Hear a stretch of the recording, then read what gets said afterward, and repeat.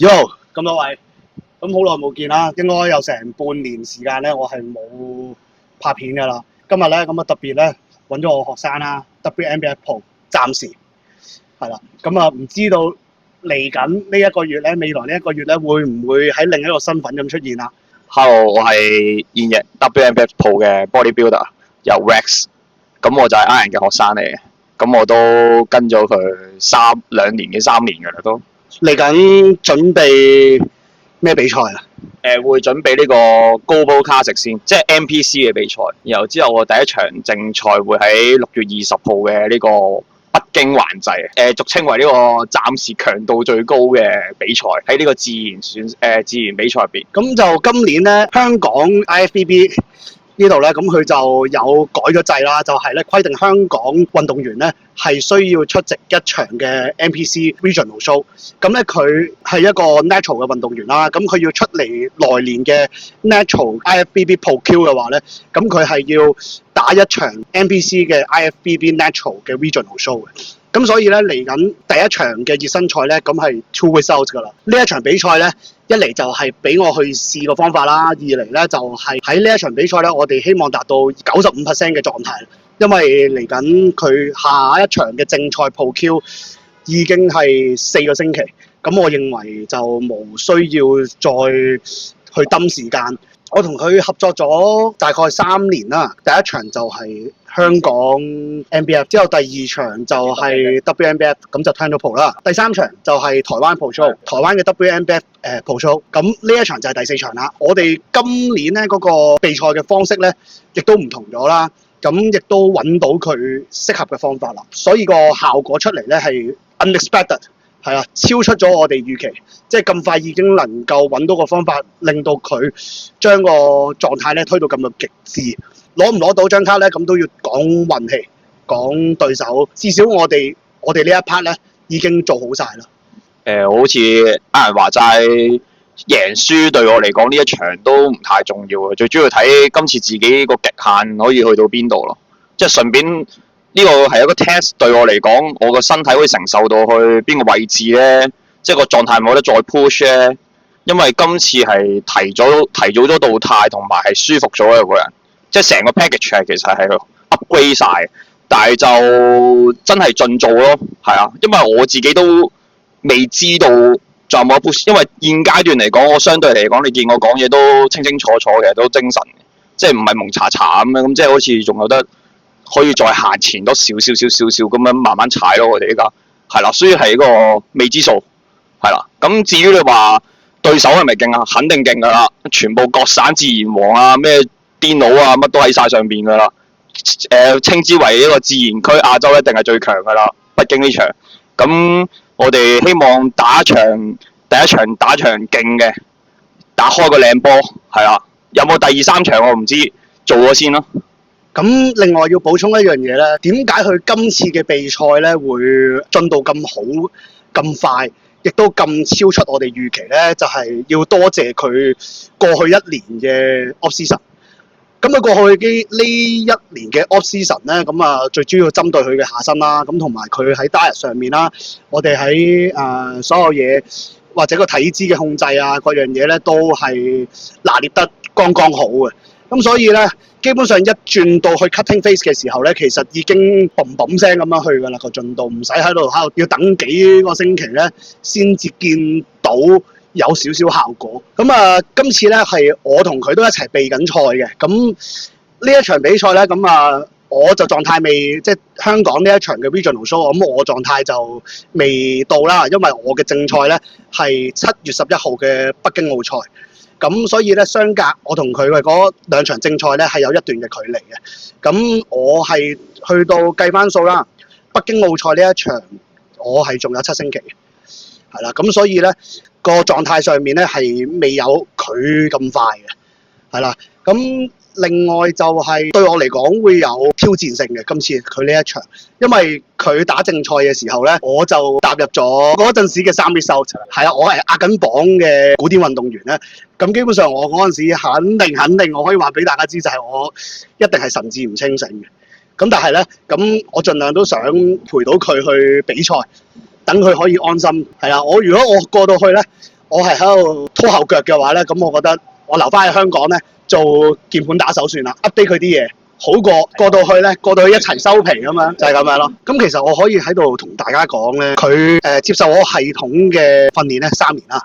咁3年咧，呢3年時間咧，佢進步係超快嘅。咁但係我唔會同鏡頭前嘅咁多位講咧，佢做到，大家都做到。因為咧喺我同佢一齊訓練嘅呢段期間咧，佢係我遇到咁多個嘅學生入面最搏命嘅嗰個，而同一時間亦都擁有天賦嘅運動員，努力同埋天賦加埋一齊咧，先至能夠咧走得咁遠嘅。我唔會同大家講話努力比天賦緊要啊！努力再加埋有天賦嘅運動員咧，基本上佢能夠走得更加快、更加遠嘅距離同埋速度咧，係遠遠超出你能夠達到嘅。咁但係當然啦，係咪就係一定要有天賦先至能夠玩健美咧？咁我唔認為嘅。咁因為咧，如果你係熱愛呢一樣嘢嘅時候咧，你係排除萬難地去令到你自己去進步，因為每個人都有佢哋自己副牌嘅。係啦 even 就算佢有天賦都好，佢都有弱點啊。咁我哋打嘅嗰副牌咧，就係喂，我哋要盡量將我哋嘅優勢拎出嚟，同埋盡量將我哋嘅弱點去冰粒翻。係啦，咁所以並唔會存在一個六角形戰士。係啦，只不過大家需要改善、需要針對嘅位咧，可能係會有唔同咁解嘅啫。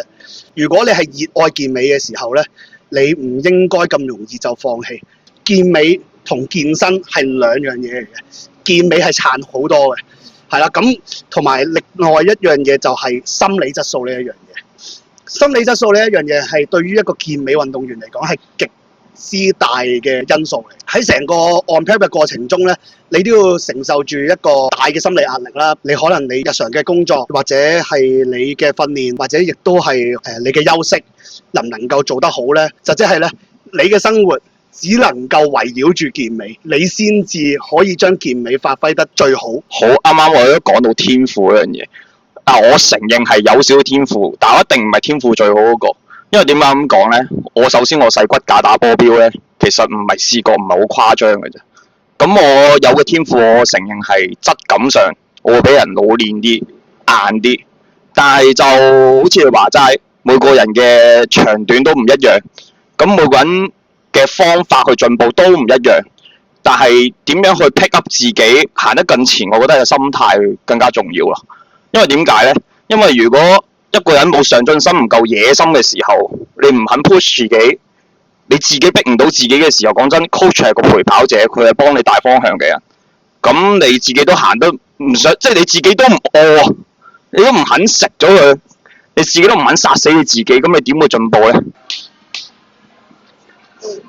試職業呢樣嘢咧，就真係考你心態啊！如果心理質素唔夠強咧，或者自己對自己都唔夠狠嘅時候咧，始終係競技。你要明白，競技同你自己嘅自我感動係兩件事嚟嘅。但係問題上到台，始終有對比，有強過你嘅，亦都你有你贏嘅嗰個人嘅。但係同時就唔好灰心咯，自己知道自己咩位置，自己知道每一年進步幾多，自己嘅心過到自己個關係最重要嘅。當任何嘅運動涉及到競技嘅時候咧，呢樣嘢就會變質，一啲都唔健康。就算你天然或者唔天然，都係玩緊命嘅。咁所以如果純粹想健康嘅話咧，身形好睇啲，而食嘢又可以得閒 weekend 咧，又可以食下自己想食嘅嗰啲嘢嘅時候，咁其實喂健身好好啊！我做咩要喺度癲，喺度 weekend 都唔可以同屋企人或者同女朋友或者老婆咁樣去出街食飯咁樣，自己喺度攞盒雞飯出嚟喺度吔咁樣。咁今日咧，我就同阿 Rex 咧會操胸同埋 hamstring 係啦，我就唔操啦，我 rest day。咁啊喺隔離咧從旁協助，就係咁樣。去片。咁依家咧第一個動作咧，咁啊 machine 嘅 chest fly 啦，最主要係俾佢 pre-exhaust 咗先嘅。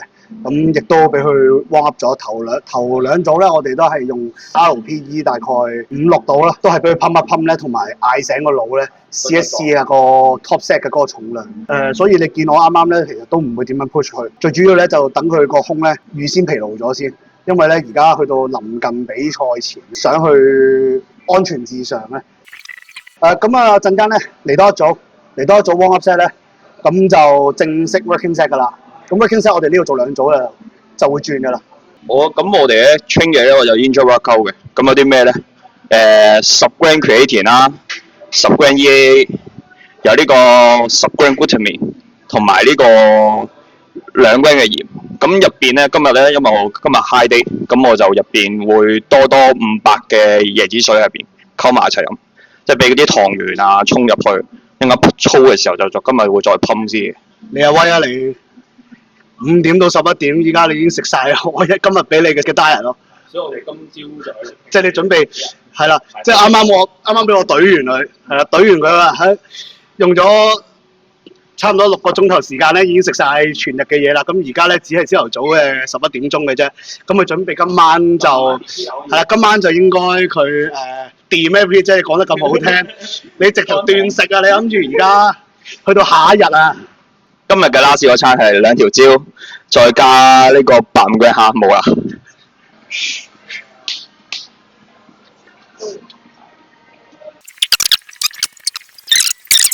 咁好多人好奇喎，點解會刮自己2巴咧？我想俾自己啲腎上腺素上升。呢個咧，陳康、劉海都會咁做嘅。呢個係我自己個人選擇，因為點解咧？我覺得人咧，有時你要逼自己方法去醒啊，係啊。即係如果你覺得有時狀態忽得嘅，或者有時比較攰嘅，叫唔醒嘅，你或者你唔中意打嘅按摩尼亞，買啲按摩尼亞索又好啊，你中意攞針拮自己隻腳又好啊，總之俾到方法自己醒都冇乜所謂。呢個只係我嘅選擇。嗱，我講明先啊，我冇刮佢啊，我亦都冇叫佢刮自己啊。但係如果學生們係可以刺激到自己嘅話咧，我都嗌佢哋咧用佢自己嘅方法，即係不論係物理定係魔功。咁魔功係乜嘢咧？魔功就係你去諗一諗下你自己有 motivation 嘅嘢，例如係可能你要想攞到個冠軍，或者你上一場比賽飲恨咁樣，你好想攞到個冠軍，咁你自然咧就會有呢一個嘅衝勁。又或者我就會另一個方式嘅，我就好少物理自己嘅。但係我就魔攻自己嘅，就會明明咧嗰個重量可能我只係可以能夠平時做8下嘅啫，咁但係咧我就會諗，如果我做到10下嘅話咧，咁我就攞到普卡，係啦，咁啊萬事萬靈嘅，點樣都攞喺度同你擠撚麻將去嘅。個人選擇嚟啊，唔關人事嘅喎，係啊，拍嗰個係我自己睇頭。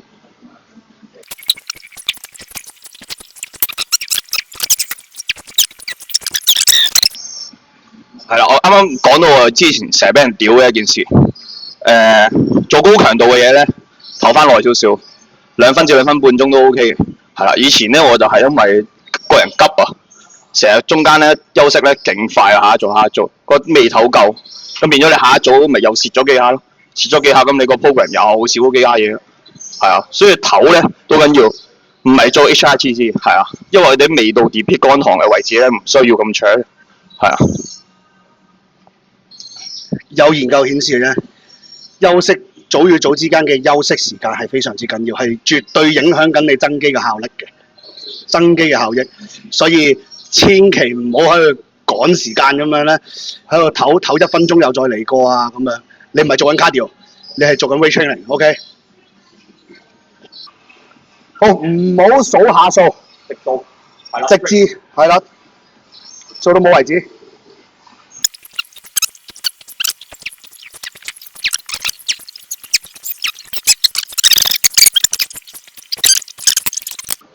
平時咧去到呢啲咁後面嗰啲極致狀態嘅時候咧，都好少汗㗎啦。咁但係今日咧佢 high day 咧，咁都見佢有汗出嘅。同埋我特別俾佢今日啲電解質啊嗰啲咧都比較多少少，等啲營養咧衝入去細胞會多啲、快啲。咁啱啱咧提到 high day 或者叫 refit 呢一樣嘢咧，咁其實係啲乜嘢咧？咁就即係中文嚟講咧叫煤炭啦。或者叫補碳啦，咁 cheat 咁如果你話cheat meal 就係另一樣嘢啦。cheat meal 就係咧，或者 cheat day 咧，咁基本上嗰樣咧係一個冇規範嘅，你想食乜鳩就食乜鳩，係啦，即係基本上咧你係冇計卡路里嘅，嗰啲叫 cheat day。好處就係係啦，你個皮質醇咧下降係啦，因為你可以食乜都得啊嘛。咁，但係咧我哋備賽嘅話咧，咁我哋要有策略，要有系統嘅時候咧，我哋要慳住，特別係最後階段呢啲時間咧，究竟我哋回碳需要回到幾多咧 ？High day 就係會有一個規範俾佢去跟住，今日係要點樣食，點樣食，點樣食，就唔係你出街話啊，你想食個 buffet 或者你想食個放題，咁啊放俾你食啦。咁另一樣嘢就係、喂，我哋幾時去俾佢做呢一樣 high day 呢一樣嘢咧？咁都要好睇嗰個人嘅嗰個狀態進度。咁如果好老實講嘅，而家佢係 two weeks out 或者 three weeks 或者 four weeks out 啦，咁佢都仲係有層 fat 喺度嘅話咧，咁梗係唔好 high day refit 啦，老 high 咁樣去衝狀態啦，咁樣仲 refit 上到台穩陣咁樣咯。咁所以咧要嗰個時間咧係往死裏去將個體脂壓低啦。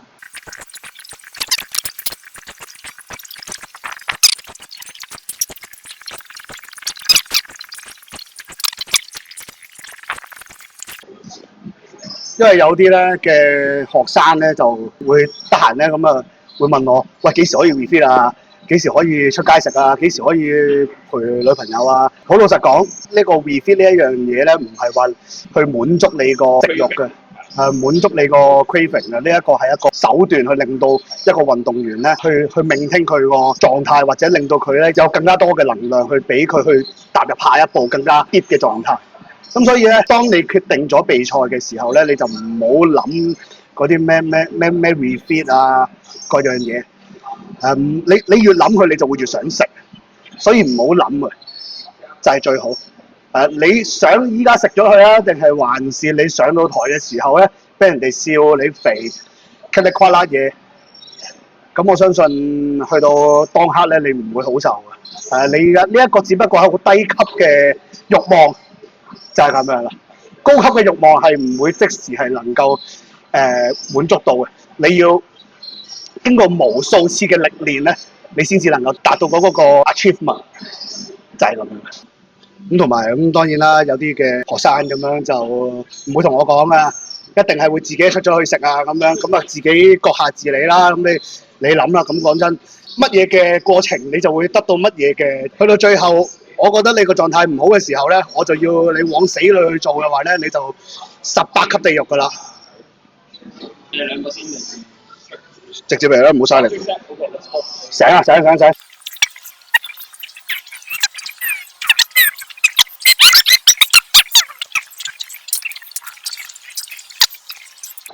咁咧，依家咧暫時佢嘅情況咧就一個咁乾身嘅運動員咧，基本上你嗌佢再進步咧，其實都真係好難，因為佢體脂實在太低嘅時候咧，其實佢個睾固酮咧，即係天然運動員啊，佢個睾固酮 level 咧，其實都某程度上係應該係 drop 咗嘅。咁所以你嗌佢喺呢一刻咧去再逆天增肌嘅話咧，再加埋係一個卡路里咁即係去到一個比較低嘅飲食上面咧，你嗌佢再大隻再進步咧，其實都已經好難。我哋而家大前提嘅係咧，點樣maintain住佢個訓練強度，唔好俾佢肌肉流失。呢一個先至係我哋而家最大嘅題目。阿 Nicky 喺度，你可以影埋。我另一個嘅鋪WNBF Man Physique Natural 鋪，有上緊堂。大頸嗰個咧，你話？呢個大嘅，係啊，呢個，打下招呼啊！呢個，嚟啊！過嚟打下招呼先。係啊，Hello，阿全，提醒下，介紹下自己先，介紹下。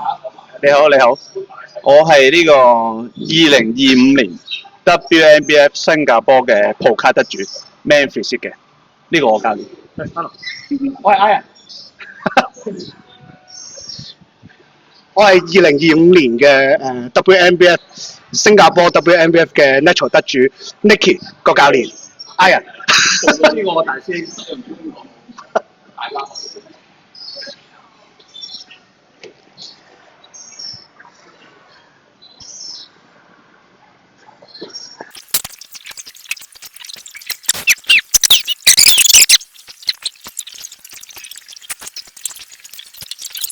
記得龜餅啊，人上人啊，幾大隻都好啊，唔關身形事啊，唔好恰人哋啊，出邊嗰啲。唔插餅啊！一世冇撚得大隻，話你知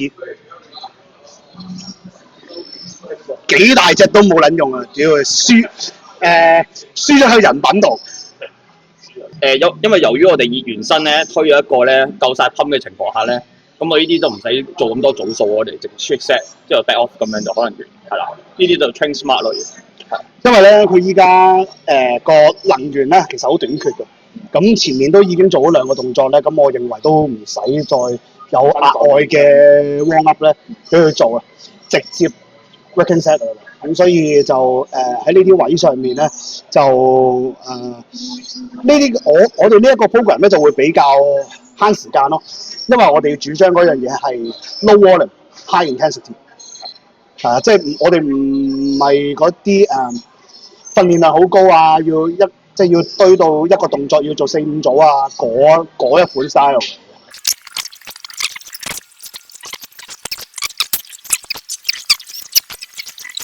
咁呢一個 dip 嘅動作咧，咁啊俾少少 tips 大家啦。咁咧好多人咧都會忽略咗下身上面嘅 engagement。咁其實咧，我哋做嘅時候咧，其實我哋成個過程咧，我哋個前鋸肌啦、下腹呢啲位置，我哋都要收緊嘅。咁其實咧，你咁樣去比喻，想像自己咧個下半身呢一度對落呢一啲嘅位置咧，好似蝦米咁樣，個腹咧輕輕捲埋嘅。咁咧，成個過程輕輕捲埋。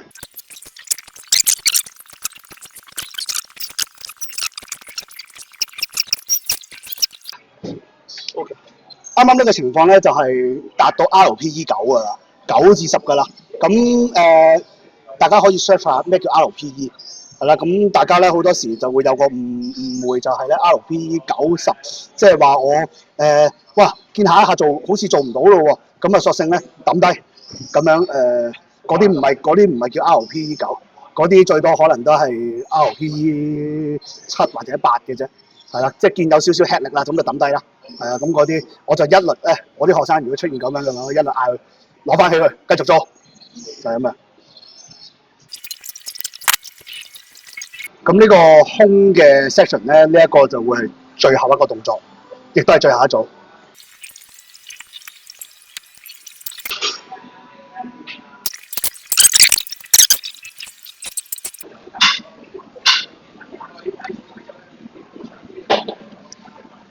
頂多少少嘅，係啦。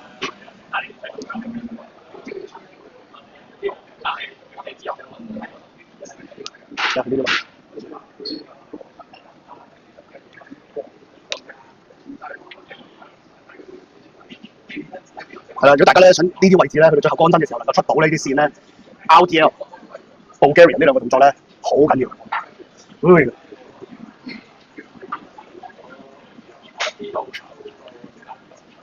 Squeeze forward。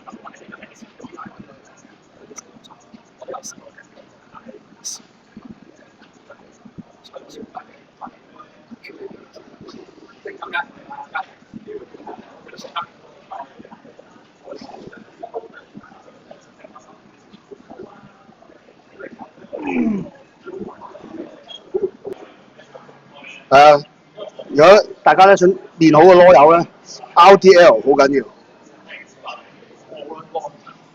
係啊，扯住呢啲位置。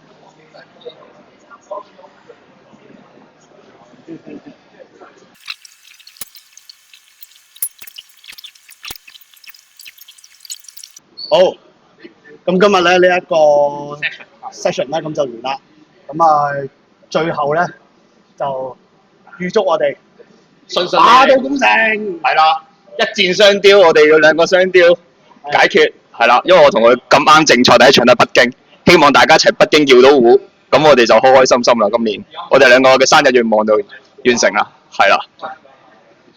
26年雙卡，佢一張我一張，係啦，睇下其他學生咧一齊攞埋，係啊，咁我心滿意足啦，永不落空。好，peace out，peace。